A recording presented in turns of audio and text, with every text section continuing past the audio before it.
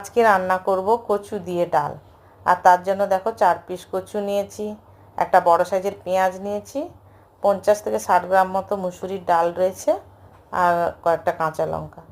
প্রথমে কচুটা কেটে নেব গোল গোল করে, তারপরে ডালটাও ধুয়ে নেব। এদিকে কড়াই বসিয়ে দিলাম, তেল দিলাম, 5 ফোড়ন, শুকনো লঙ্কা, তেজপাতা আর কয়েকটা কাঁচা লঙ্কাও দিয়ে দিলাম। পেঁয়াজ কুচি দিয়ে নেড়ে চেড়ে, ডালটাও নেড়ে চেড়ে জল দিয়ে ঢেকে দেবো।